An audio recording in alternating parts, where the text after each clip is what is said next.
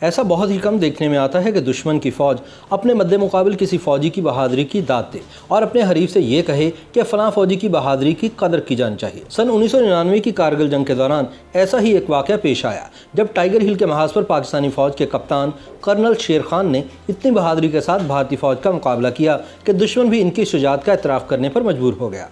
भारत की जानिब से इस महाज पर जंग की कमांड करने वाले भारतीय ब्रिगेडियर MS बाजवा ने जंग के बाद एक इंटरव्यू में BBC को बताया कि जब कारगिल की लड़ाई खत्म हुई तो मैं उस पाकिस्तानी अफसर की बहादुरी का कायल हो चुका था।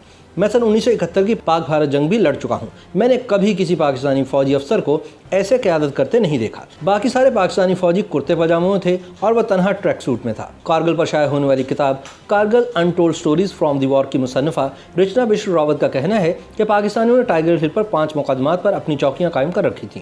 पहले 8 सिख रेजिमेंट को इन पर कब्जा करने का काम दिया गया, लेकिन वो ये ना कर पाए। बाद में जिम्मेदारी दूसरी रेजिमेंट को सौंपी गई तो वो किसी तरह इस पोजीशन पर कब्जा करने में कामयाब हो गए, लेकिन कैप्टन कर्नल शेर खान ने एक जवाबी हमला किया। पहली बार नाकाम होने के बाद इन्होंने अपने फौजियों को दोबारा तैयार करके हमला किया। जो लोग ये जंग देख रहे थे उन सब का कहना है कि यह खुदकुश हमला था। वो जानते थे कि यह मिशन कामयाब नहीं होगा क्योंकि इंडियन फौजियों की तादाद इनसे कहीं ज़्यादा थी। भारतीय ब्रिगेडियर बाजवा कहते हैं कि कैप्टन कर्नल शेर खान बहुत बहादुरी से लड़े। आखिर में हमारा एक जवान करपाल सिंह जो कि जख्मी पड़ा हुआ था, उसने अचानक उठकर 10 गज के फासले से एक ब्रश मारा और शेर खान को गिराने में कामयाब रहा। उसके मुताबिक पाकिस्तानी हमले के बाद हमने वहां 30 पाकिस्तानियों की लाशों को दफनाया, लेकिन मैंने पोर्टर्स भेजकर कैप्टन कर्नल शेर खान की लाश को नीचे मंगवाया और हमने उसे ब्रिगेड हेडक्वार्टर में रखा। जब कैप्टन शेर खान की लाश वापस की गई तो उनकी जेब में ब्रिगेडियर बाजवा ने कागज़ का एक पुर्जा रख दिया जिस पर लिखा था 12 NLI के कप्तान कर्नल शेर खान इंतहाई बहादुरी और बेजिगरी से लड़े और इन्हें इनका हक दिया जाना चाहिए।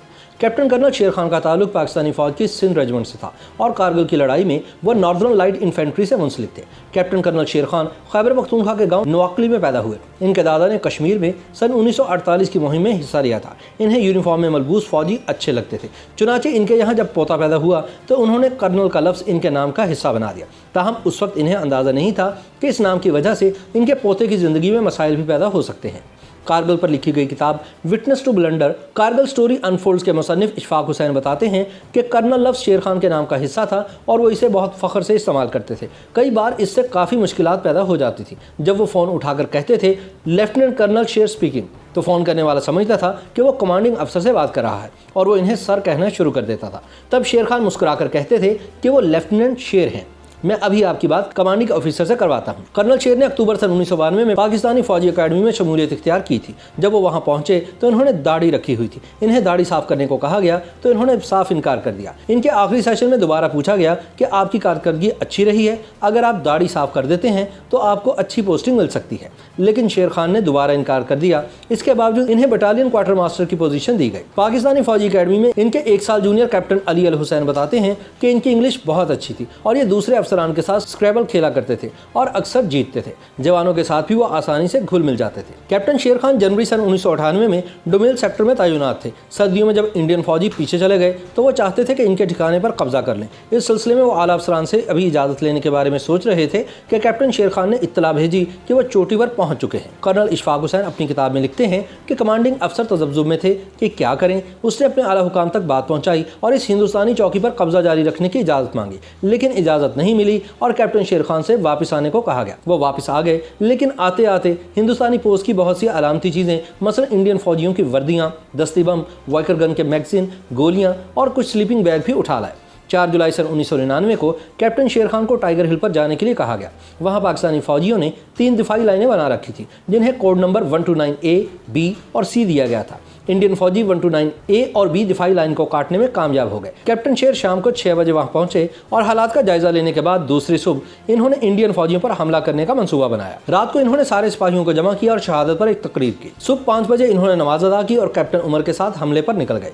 वो मेजर हाशिम के साथ 129 B पर ही थे कि इंडियन फौजियों ने जवाबी हमला कर दिया। खतरनाक सूरत हाल से बचने के लिए मेजर हाशिम ने अपने तोपखाने से अपनी पोजीशन पर ही गोलाबारी की बात की। जंग में जब दुश्मन फौजी बहुत करीब आ जाते हैं तो फौजी इनसे बचने के लिए इस किस्म का मुतालबा करते हैं। कर्नल इशफाक हुसैन आगे लिखते हैं कि हमारी अपनी तोपों के गोले हमारे चारों तरफ गिर रहे थे। पाकिस्तानी और इंडियन जवानों की 10 ब 10 लड़ाई हो रही थी।